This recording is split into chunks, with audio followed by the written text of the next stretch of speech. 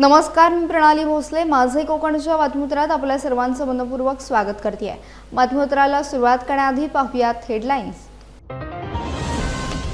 मुंबई गोवा महामार्गावर भीषण अपघात. भरणे नाक्यावर स्विफ्टची लक्झरी बसला धडक. कारच्या पुढील भागाचा अक्षरशः चक्काचूर. दक्षिण रत्नागिरीला अवकाळी पावसाचा तडाखा. विजांच्या कडकडाटासह मुसळधार पावसाची हजेरी. लांजा राजापूर तालुक्यात जोरदार पाऊस. सिंधुदुर्गला अवकाळी पावसाचा तडाखा. हापूस आणि काजू बागायतदार संकटात. फळगळ आणि बुरशीजन्य रोगांचा वाढता धोका.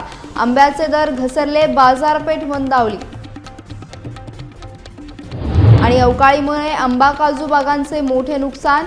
मदत वाटपातील दिरंगाईवर गोगावलेंचा संताप. पंचनामे तातडीने पूर्ण करण्याचे आदेश. पाहुयात सविस्तर वृत्त. रत्नागिरी जिल्ह्यातील खेड तालुक्यात मुंबई गोवा महामार्गावर भीषण अपघात घडला. भरणे नाका येथे महामार्गालगत उभ्या असलेल्या खासगी लक्झरी बसला मुंबईहून गोव्याच्या दिशेने जाणाऱ्या भरधाव मारुती स्विफ्ट कारने पाठीमागून जोरदार धडक दिली. पहाटे 6 वाजण्याच्या सुमारास झालेला भीषण अपघात इतका भीषण होता की स्विफ्ट कारच्या पुढील भागाचा अक्षरशः चुराडा झाला. या अपघातात कारमधील 5 प्रवासी गंभीर जखमी झाले असून काही प्रवासी गाडीमध्ये अडकून पडले होते. अपघाताची माहिती मिळताच स्थानिक नागरिक, खेड पोलीस मदत पथक तसेच स्वामी नरेंद्राचार्य महाराज संस्थेची रुग्णवाहिका घटनास्थळी दाखल झाली. तब्बल पाऊण तास अथक प्रयत्न करून हातात मिळेल त्या साहित्याने मदतीने अडकलेल्या प्रवाशांची थरारक सुटका करण्यात आली. जखमींना तातडीने कळंबणी उपजिल्हा रुग्णालयात उपचारासाठी दाखल करण्यात आले असून या घटनेमुळे महामार्गावर काही काळ वाहतूक विस्कळीत झाली होती. रत्नागिरी जिल्ह्याच्या दक्षिण भागाला अवकाळी पावसाचा जोरदार तडाखा बसलाय. लांजा आणि राजापूर तालुक्यात विजांच्या कडकडाटासह वादळी वाऱ्याने दमदार हजेरी लावत मुसळधार पाऊस झाला. अचानक बदललेल्या वातावरणामुळे नागरिकांची एकच धावपळ उडाली.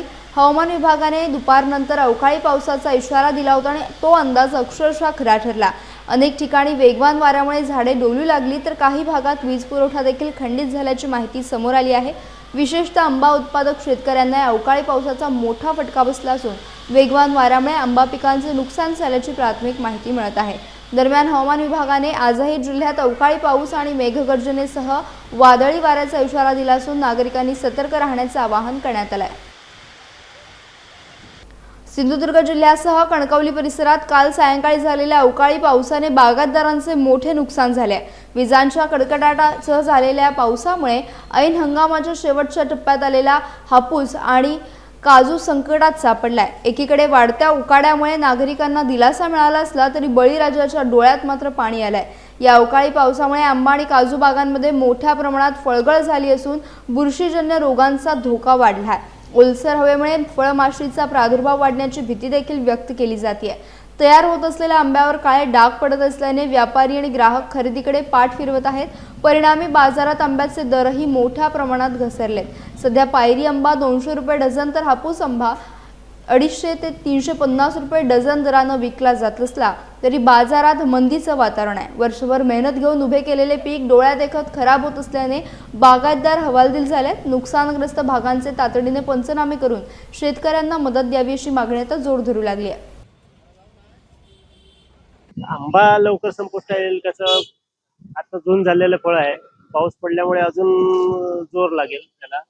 त्याच्यामुळे पिकण्याची प्रक्रिया खूप फास्ट होईल आणि आता फळमाशी वाढेल. फळमाशीचं खूप प्रादुर्भाव होईल. त्यामुळे कोकणात इथे आंबा बागायतदारांचं भरपूर नुकसान होण्याची शक्यता आहे. फळमाशीचं डिंक याच्यावर डंस ठेवल्यामुळे तिथे अळी होण्याचा खूप मोठ्या प्रमाणात त्याचा हे आहे. आंबा खराब होण्याची प्रक्रिया होती. अळीचा जर प्रादुर्भाव झाला तर ह्या फळ हे खराब होणारच. त्यामुळे गिरायकाला पण देताना खूप मनाला पण लागतं. कसा काय हे पावसाचा परिणाम म्हणजे आज वेंगुर्ला, सिंधुदुर्गात म्हणजे बऱ्याच ठिकाणी भरपूर पाऊस पडलाय. कणकवली पासून वेंगुर्ला किनारपट्टी, शिरोडा, आरावंदा, रेडी इकडे पण पाऊस पडलाय. इकडे मळेवाड, आरावंदा, हे आपलं मळगाव इकडे भरपूर पाऊस पडल्यामुळे झाडांचं खूप वादळी सदृश्य वातावरण झालं. झाडं पडली, आंबे कुठे कुठे पडले. पण याचा प्रादुर्भाव कसा की थंड वातावरण झाल्यामुळे फळांची खूप अतोनात हानी झाली. एकतर आंबा कमी आणि आलेलं फळ असं कमी खर्चात द्यावं लागते लोकांना, खर्च किती होतो ह्याची कुठेच ताळमेळ बसत नाही. आणि आता बघायचं तर आंबा हा इकडच्या कोकणचा एक उत्पन्नाचं साधनच झालंय. पण यावर्षी ते फळमाशीचा प्रादुर्भाव, इतर कीटकांचा प्रादुर्भाव आणि मार्केटला दर नसल्यामुळे शेतकऱ्याचे दर आता चांगल्यापैकी दर होता, पण आता तो गडगडलाय. आंबा खूप चौथ्या दिवशी आडीत पिकतोय आणि जो 500-600 रुपये दर जाणारा आंबा आज 200-250-150 रुपयाने द्यावा लागतो शेतकऱ्यांना. कारण तोडणी करणं हे आता प्रत्येक जण मजुराच्या हातावर असतं. आणि आज ते अशी प्रतिक्रिया झाली की मजूर आपापल्या घरी आपल्या पाऊस पडल्यामुळे इतर कामासाठी जातोय. आंबा तोडायचा कोणी, कसा काढायचा, कॅनिंग त्याच्यात भर आणि फळमाशीचं प्रादुर्भाव. त्यामुळे खूपच शेतकरी एकदम हतबल झाले आहेत. पावसाचं वातावरण हे खूप धोकादायकच झालं आहे. कोकणातील सिंधुदुर्ग जिल्ह्यात निसर्गाचा लहरीपणा पुन्हा एकदा पाहायला मिळाला. सावंतवाडीसह परिसरात सलग दुसऱ्या दिवशी वादळी वाऱ्यासह अवकाळी पावसाने जोरदार हजेरी लावली. ऐन मे महिन्यात हापूस, आंबा आणि काजू हंगाम अंतिम टप्प्यात असताना आलेल्या संकटामुळे बागायतदार हवालदिल झाले आहेत. दुपारच्या सुमारास अचानक वातावरणात बदल झाला. विजांचा कडकडाट, ढगांचा गडगडाट आणि सोसाट्याच्या वाऱ्यानंतर मुसळधार पावसाने संपूर्ण परिसर झोडपून काढला. या वादळी वाऱ्यामुळे तयार झालेला आंबा आणि काजूचा मोहर मोठ्या प्रमाणात गळून पडला. हातातोंडाशी आलेला घास आता निसर्गानं हिरावून घेतल्याने शेतकऱ्यांमध्ये चिंतेचं वातावरण निर्माण झालंय. काही ठिकाणी वीज पुरवठा देखील खंडित झाला असून शहर आणि ग्रामीण भागात नुकसानाचं चित्र स्पष्ट दिसतंय. दरम्यान नुकसानग्रस्त भागांचे तातडीने पंचनामे करून शेतकऱ्यांना मदत जाहीर करावी अशी मागणी आता जोर धरू लागली आहे. बळीराजाचं लक्ष सरकारच्या निर्णयाकडे लागलं आहे. रायगड जिल्ह्यात अवकाळी पाऊस आणि गारपिटीमुळे आंबा व काजू बागांचे मोठ्या प्रमाणात नुकसान झाले असून अनेक भागांमध्ये तब्बल 90% हानी झाल्याचं समोर आलंय. या पार्श्वभूमीवर झालेल्या खरीप हंगामात 2026 नियोजन बैठकीत रोजगार हमी योजना मंत्री भरत गोगावले यांनी मदत वाटपातील दिरंगाईवर तीव्र नाराजी व्यक्त केली.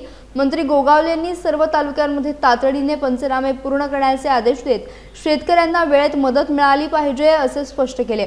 जिल्हा अधीक्षक कृषी अधिकारी वंदना शिंदे यांनी दिलेल्या माहितीनुसार एप्रिल 2024 ते मार्च 2025 या कालावधीत 9,695 हेक्टर क्षेत्र बाधित झाले असून 31,006 शेतकऱ्यांसाठी 13,36,00,000 रुपयांचा निधी मंजूर करण्यात आला. त्यापैकी 12,55,00,000 रुपयांचं वाटप पूर्ण झालं असलं तरी काही शेतकरी अजूनही मदतीपासून वंचित आहेत. बैठकीत खरीप हंगामासाठी खते आणि बियाणांचा पुरेसा साठा उपलब्ध असल्याची माहिती देण्यात आली आहे. तसेच काही शेतकऱ्यांना भात बियाण्यांचे वाटप करण्यात आले आणि उत्कृष्ट कार्य करणाऱ्या कृषी अधिकाऱ्यांचा सत्कार देखील यावेळी करण्यात आला. जे काय आता पंचायत सभापतींनी सांगितलेलं आहे, वस्तुस्थिती सांगितलेली ते गांभीर्याने घ्या. त्याच्यामध्ये जर कुठल्या पण तालुक्यातल्या तिथल्या अधिकाऱ्यांची कर्मचाऱ्यांची जर काय हल्ले झाले तर बाकी त्याच्यावरती आम्ही विचार कारवाई करू. पण तुम्ही आम्हाला सांगू नका. आमची कोणाचीच इच्छा नाही कोणाचे शरीर खराब करायचं, काय करायचं किंवा काय करायचं. आमचं म्हणणं आहे की दिलेल्या वेळेमध्ये तुम्ही तेवढंच काम करा. 8 तास आहे ना, तुम्ही 8 तासच काम करा. 8 तासामध्ये जेवढं काम कराल ना तेवढं तुम्ही जे आम्हाला पुढे घेऊन जा एवढंच विनंती. सावंतवाडी तालुक्यातील ओटवणे दशक्रोशीत पुन्हा एकदा ओंकार हत्तीने धुमाकूळ घातल्याची घटना समोर आली आहे. रात्री 2 वाजण्याच्या सुमारास हा हत्ती भालावल गावात दाखल झाल्याने परिसरात भीतीचे वातावरण निर्माण झाले. भालावल येथील विकास गुळेकर यांच्या घरासमोर उभी असलेली अर्टिगा गाडी हत्तीने पलटवण्याचा प्रयत्न केला. यावेळी दिलेल्या जोरदार धक्क्यामुळे गाडीच्या दोन्ही बाजूंचं मोठं नुकसान झालं असून काचांचीही तोडफोड झाली आहे. या घटनेत वाहनांचे लाखो रुपयांचे नुकसान झाल्याची माहिती मिळत आहे. हा संपूर्ण प्रकार घराबाहेरील सीसीटीव्ही कॅमेऱ्यात कैद झाला असून यामध्ये हत्ती गाडीवर हल्ला करताना स्पष्ट दिसतोय.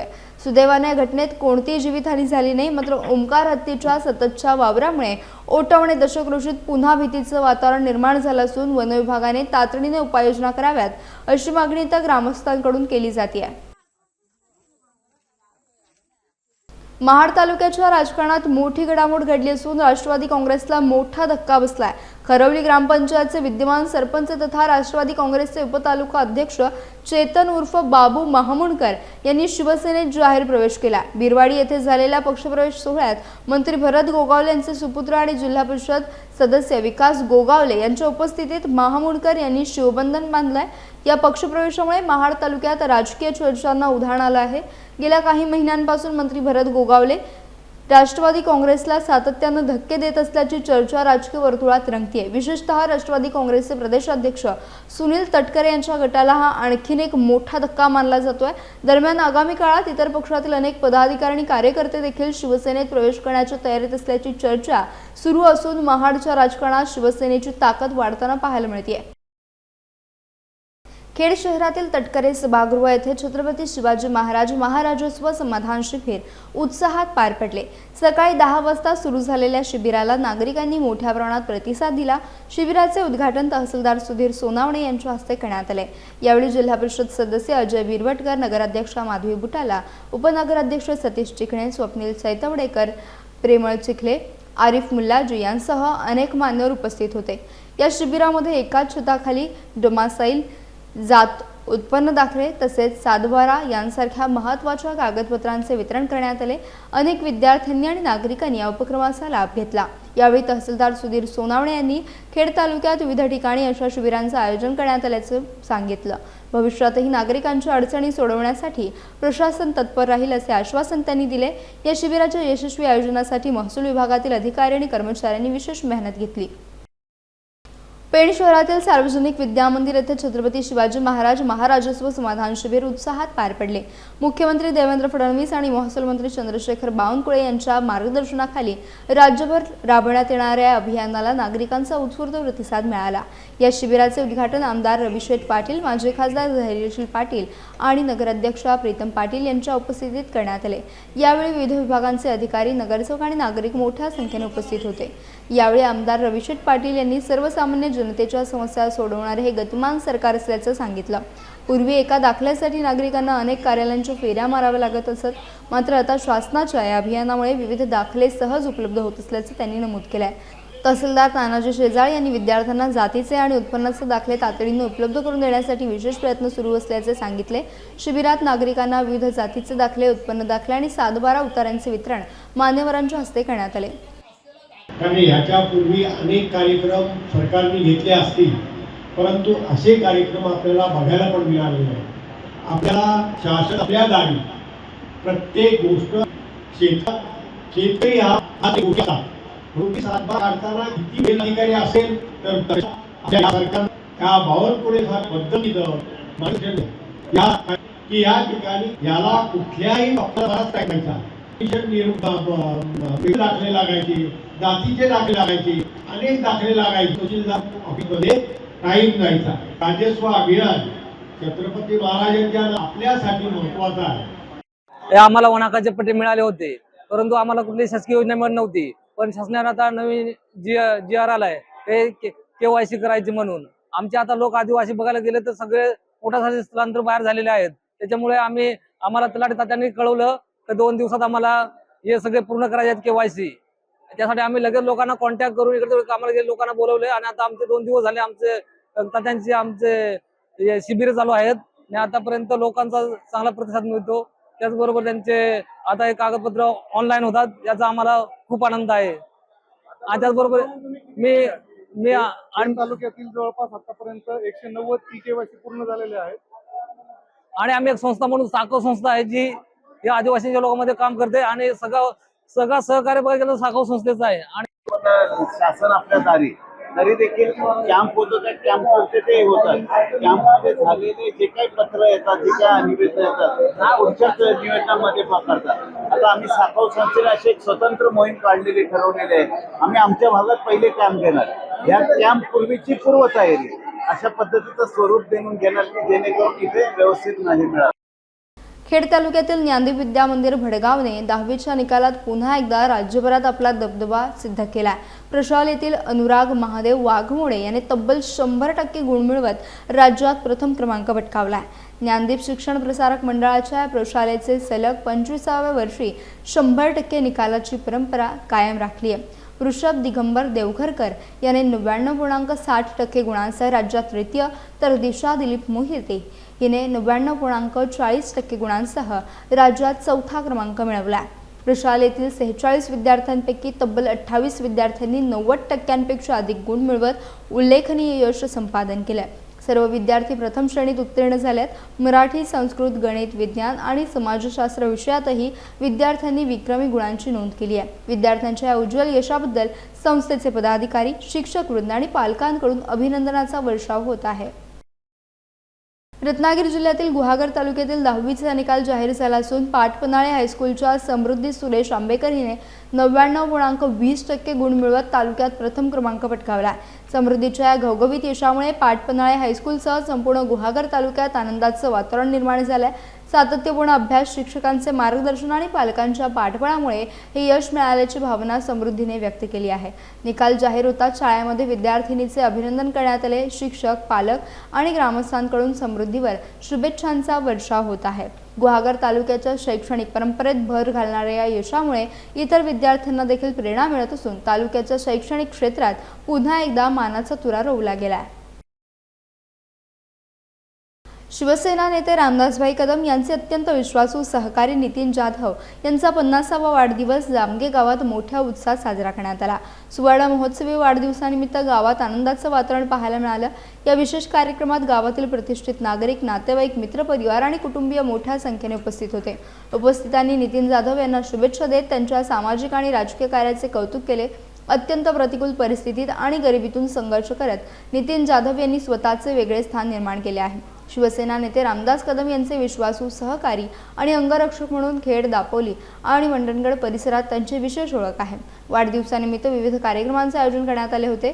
उपस्थितांनी नितीन जाधव यांना निरोगी आणि आनंदी आयुष्यासाठी शुभेच्छा देत त्यांच्या पुढील वाटचालीला शुभेच्छा दिल्या.